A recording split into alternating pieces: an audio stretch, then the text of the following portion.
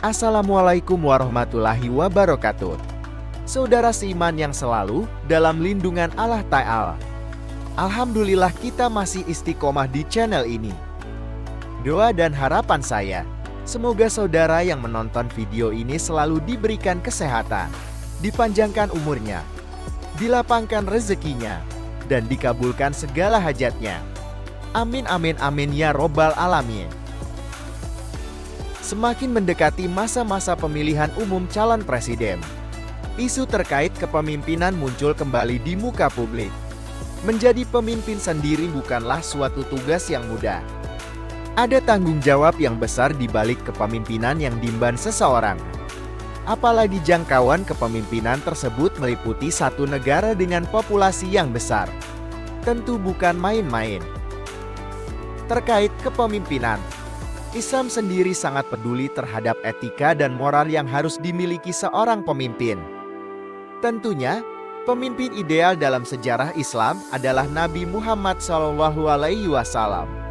Dan untuk menakar kepemimpinan yang ideal, 3 dari 4 sifat wajib bagi para nabi dan rasul berupa siddiq jujur, amanah dipercaya, fathanah cerdas, dapat menjadi landasan kriteria pemimpin yang baik.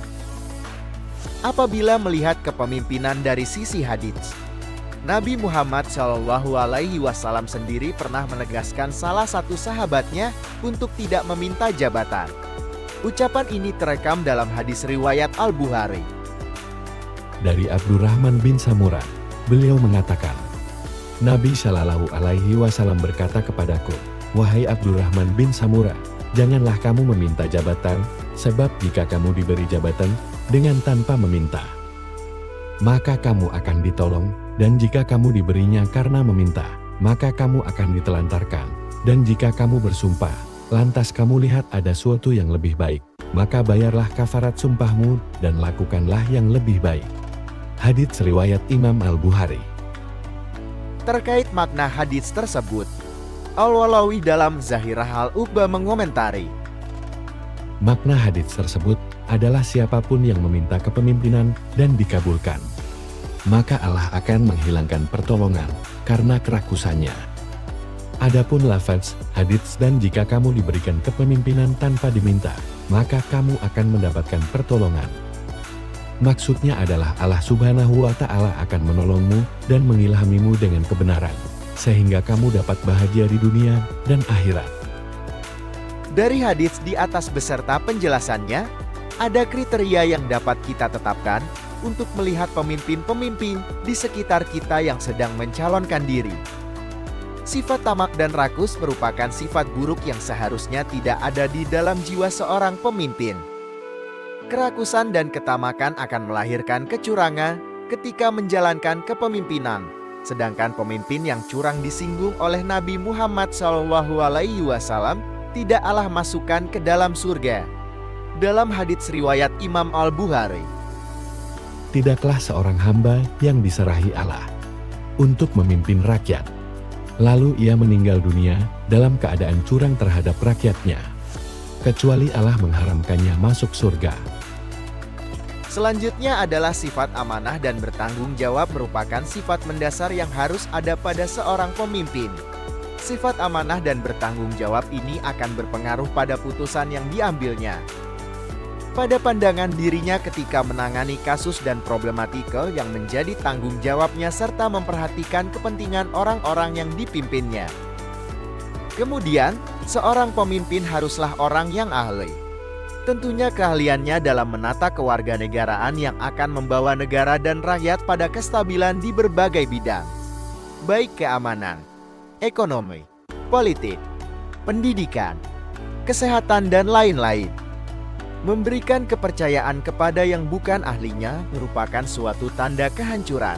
Sebagaimana Nabi Muhammad SAW pernah bersabda, apabila sifat amanah sudah hilang, maka tunggulah terjadinya kiamat. Orang itu bertanya, bagaimana hilangnya amanah itu? Nabi Shallallahu Alaihi Wasallam menjawab, jika urusan diserahkan bukan kepada ahlinya, maka tunggulah terjadinya kiamat. Hadis riwayat Imam Al-Bukhari.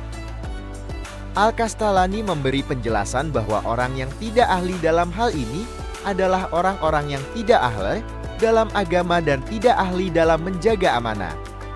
Selain itu, Al-Kastalani mengutip perkataan Ibnu Battal terkait penjelasan hadits ini.